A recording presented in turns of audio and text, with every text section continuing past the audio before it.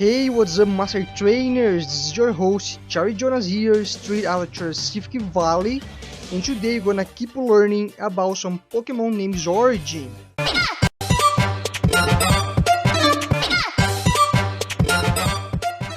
Alright, in order to do that, we're gonna keep following the pokemonunite roster, alright? So in order to get started, first let me tell you that I already explained the name origin of the older Pokemon, alright? So if you wanna check it out, I'm gonna be leaving the video up there in the cards for you to do so. So in this video, we're gonna talk about the latest releases, alright? And before we get started, first you need to understand what is etymology, yeah? It is the study of the origin of words. And if you take the word Pokemon as an example, we will see it comes from pocket monsters. So poke from pocket plus mon from monsters equals Pokemon, alright? And it's also important for us to know that while some Pokemon names are quite obvious, many can even have some obscure backgrounds and vary from very simple animal connections all the way to complex scientific terms and even mythological creatures, alright? Once we know all that, we are already good to go to get started. So let's do it! Alright, and the first one is going to be Mamoswine. Its name should be no mystery whatsoever, right? Since it comes from mammoth, which is pretty obvious when we check it out, it's visual. And of course, also explains a lot about its ice typing. And then we also have the word swine. Yeah, what is super easy to get if you notice that instead of a trunk, it has a big nose.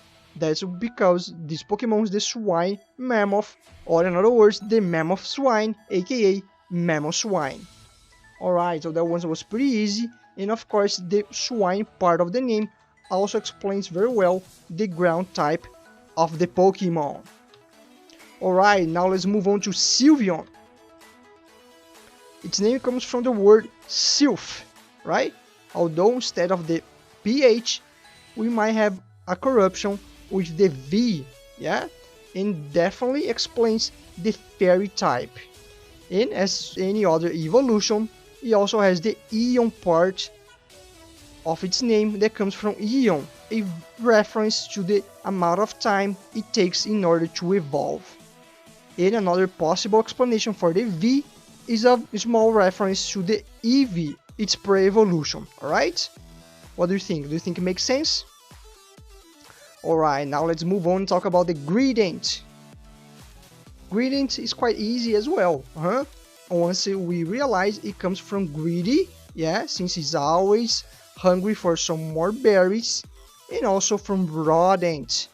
Yeah, that's because this Pokemon is based on a squirrel. Wow, no mystery, With this shape and that very big and furry tail, couldn't be anything different than that. So making this Pokemon the greedy rodent, or should we say the greedy squirrel. Alright, now let's talk about one of my favorites, which is the Decidueye. Its name comes from the word deciduous, right? Talking about the trees that lose their leaves during the winter, and definitely explains its grass typing, yeah? Although we are about to see that the other part of the typing is not that quite obvious, right? And the I part of the name comes from the word bullseye, yeah? And in order to understand that, first we need to understand that this Pokemon whole lineage is based on an owl, yeah? What makes this Pokemon a bird. Although it's not any owl, but more specifically, probably the barn owl. That's because they are very common in Hawaii, which by the way is where the Alola region was based. With that being said, now we can understand that this Pokemon uses its feathers as arrows and its wings as bows, right? Being a kind of archer Pokemon and shooting its arrows all the way towards the target bullseye, right? So now we can understand part of its typing and its visual. But in the end, what explains the ghost type? That's because in some parts of Hawaii, the barn owl is also known as the ghost owl. since it moves very fast and quietly. Alright, so now let's move on to Tsareena. Tsareena, its name comes from the word Tsareena, yeah? A kind of Russian female ruler or queen. And talking about queen, that's exactly where part of its name comes from. Comes from queen, right? So it's a mix between Tsareena and queen, or the queen Tsareena. And definitely explains why it carries a sort of a crown on top of its head. Although doesn't explain anything about its visual nor typing, right? But if you realize that it's a grass type, we can tell that it kind of has some kind of leafy hairstyle. And if you take a better look, we will see that its hips have a pretty unique shape which resembles, without a doubt, a garlic. So based on that, I believe it would be a better name for this Pokemon to be called Garlicina, since this Pokemon could be the Garlic Tsareena Pokemon, explaining its visual, typing, and name. What do you think? Do you like Garlicina better than Tsareena? Alright, so now let's jump back to the very first generation and talk about the good and old Dragonite.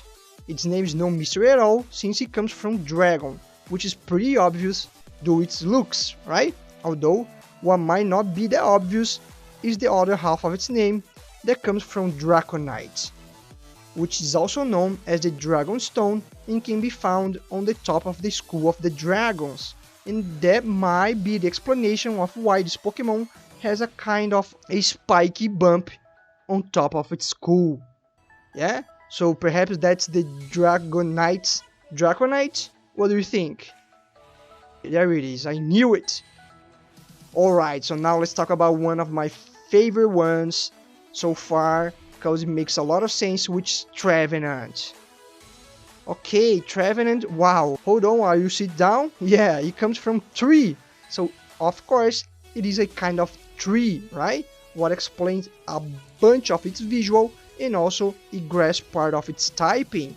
Although perhaps what you don't know is that the other part of its name comes from the word revenant, as someone or something that has returned from the dead, which explains everything about its ghost type, making this Pokemon the ghost tree, yeah, or the dead tree that came from the dead, explaining everything now about both ghost and grass typing and justifying its very creepy look. What do you think? Cool or super cool? Alright, now let's go ahead and talk about Aegislash. Its name comes from the word, or should I say the artifact, Aegis Shield, right? Which is a mythological shield carried by the Greek god Zeus. And by the way, we talked about Zeus on my previous video, which was a part 2 of this series. So if you didn't see it, you can find the video up there in the cards, alright? Alright, so this explanation definitely explains the shield part of the Pokemon visual, right? Since it's definitely based on the Aegis Shield. And then the other part of the name comes from the word slash. Wow, that was a slash, huh? And explains everything about the sword part of the Pokemon, right? Because with the shield it can defend, and with the sword it can slash. In other words, it can attack, making this Pokemon the sword and shield Pokemon. Whoa, did you get this foreshadowing? No? Neither do I. Alright? And also explaining about its typing, since now we can tell that it is the sword and shield that got possessed by some spirit, turning this Pokemon into a steel and ghost type, which I think is pretty cool. Alright, so now let's move on to Hoopa. And its name is no mystery, huh? It comes from the word hoop, although with the A, just to make it sound better and more fun to be said, alright? Hoop and Hoopa, alright? And an evidence that it might be the case are the hoops this Pokemon has all over its body. Although, a curiosity here is that this Pokemon name could also have an origin from the hula hoop. Yeah, that hula hoop you used to do when you were young, or perhaps you still do right now, yeah? Who am I to know? It's no problem. So, just like you, this Pokemon hula hoops its way across its foes. What do you think? Do you think it makes sense? And last but not least, we have Duralodon. Its name comes from the word duralumin, which is a very strong and light metal, what by this time explains why this Pokemon is Steel type. And also could come from the word iguanodon, which is a kind of large partially bipedal dinosaur, alright? And as we know, the dinosaurs are strictly related to the dragon type, right? This way its name explains perfectly both of its typing. And a curiosity here is that the Duralodon might be based on the Mechagodzilla. And before you think it doesn't make sense at all, I think it does, since this Pokemon's most famous rival is Tyranitar, which by its time is definitely based on the Godzilla itself, creating a rivalry situation just like Godzilla and Mechagodzilla. Yeah, did you know about that? I bet you didn't. Alright, so that was the explanation behind the Pokemon name origins for this video. And if you wanna check it out about many other Pokemon names origin, please check it out my Etymology Master online course. There you're gonna be learning everything you need to know behind each Pokemon name's origin in a very fun, quick and easy way. And also gonna get an exclusive Etymology Master certificate after concluding each one of the courses. Plus all of that, you're also gonna get a bonus PDF file in order for you to be able to recap the contents offline anywhere, anytime you want. Alright? So if you're interested about it, checking out the video gonna be leaving up there in the cards. And if you just like me, you love to play Pokemon Unite on your mobile or Switch, I think you'll be happy to know that now you can also play it as a board game through the tabletop simulator. Alright? So if you wanna learn more about this Pokemon Unite board game version, I'm gonna be leaving the video up there in the cards for you to know everything that is there to know about it. Alright? I hope you guys enjoyed it, all the explanation I gave you during this video. Yeah, don't forget to leave a thumbs up, subscribe, and share this video with everyone else who is also curious about the Pokemon name's origin from the Pokemon Unite roster, right? And of course, don't forget to ring the bell so you can get notified about new videos here in this channel, alright?